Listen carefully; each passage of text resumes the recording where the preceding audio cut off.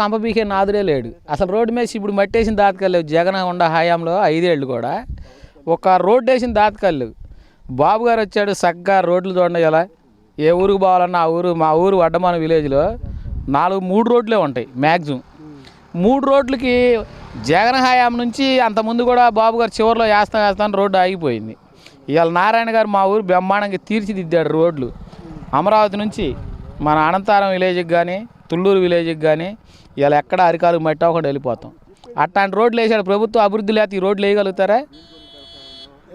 కంప పీకగలిగాడు జగన్ టైంలో. ఒక ప్లాటు ఎవడో కూడా ఇవాళ తెలియదు. ఇవాళ చంద్రబాబు పోయి చూడండి ప్లాట్లు ఎంత డెవలప్ చేస్తున్నాడో, ఎంత ఎట్లా ఉందో.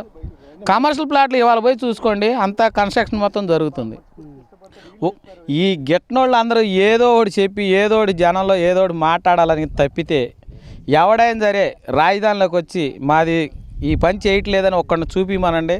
సరే నేను టీడీపీ అభిమానినే, వైసీ అభిమానులైనా సరే ఇవాళ రాజధానిలో పోండి, వర్కులు ఎలా జరుగుతున్నాయో ఎలా చూస్తున్నారో మన ఈ7 రోడ్డు కానించి ఎంగడపాలెం దాకా చూసుకోండి. ఎవరైనా సరే మామూలుగా మేమేదో చెబుతున్నామనో ఇవన్నీ కాదు. నేను టీడీపీ అభిమాని అయితే మాత్రం నేను ఇవన్నీ చెప్పాల్సిన పని లేదుగా. జగన్ టైంలో ఒక కంప చెట్టు బీకిన మగోళ్ళు లేడు. ఇవాళ 20 నెలల ప్రతిసారి కంపలు పీక్కుండా పోతే నిర్మాణం ఎప్పుడు జరుగుతుంది? నిర్మాణం జరుగుతాయండి. ఒక ఇల్లు కట్టాలంటే మనకి ఎన్నేళ్ళు పట్టిద్దండి? ఒక ఇల్లు కట్టాలంటే మనకి ఎన్నేళ్ళు పట్టిద్ది? మ్యాక్సిమం సంవత్సరం పట్టిద్ది ఒక చిన్న ఇంటికే. మరి బాబు గారు ఇంత వ్యవస్థ ఇంత బాగా కష్టకాలంలో కూడా వాళ్ళకి ఇంత పని చేస్తున్నాడంటే ఆయన మెచ్చుకోవాల్సింది పోయి ఈ ప్రతిపక్షం వాళ్ళు మాకు అది చేయలేదు, ఇది చేయలేదు.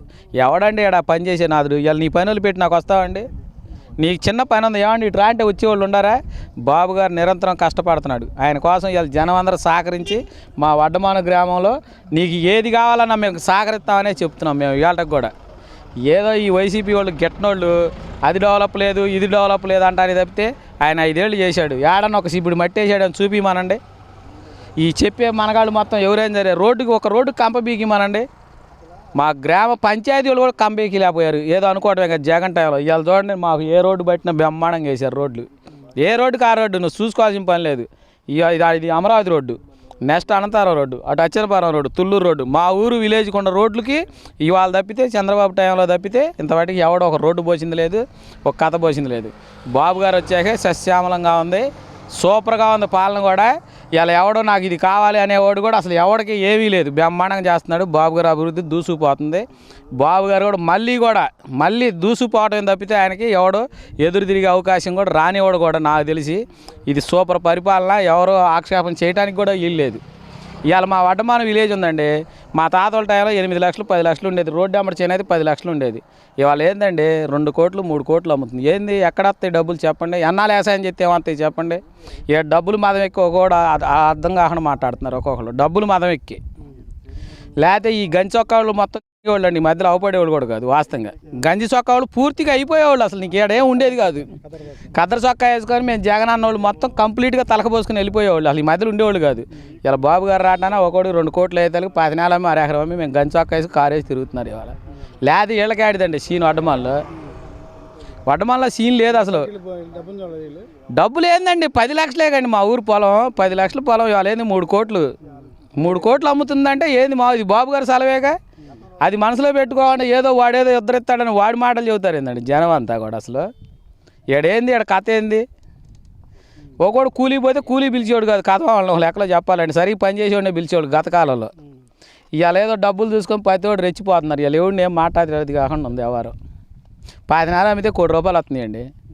ఏం చేస్తారు జనం? అలింగ్ కాకుండా ఇట్టాగే మాట్లాడతారు పిచ్చెక్కి.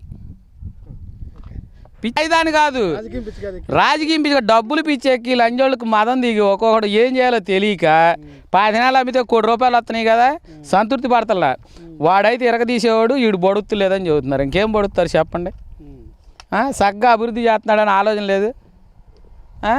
సగ్గా రోడ్లు వేసాడా? రాజధానిలో ఎంత డెవలప్ అవుతుంది? కాని రావట్లేదా? కానొస్తుందా లేదా చూడమని ఎవరినైనా. చక్కగా ఒక్కడు సిమెంట్ రోడ్డు పోయి మనం చూద్దాం. ఒక్క మగోడిని ఎవడినైనా కానీ రాజధానిలో కలవట్లు కడుతున్నాడు, సూపర్ కలవట్లు కడుతున్నారు, ఫైవర్లు వేస్తున్నాడు.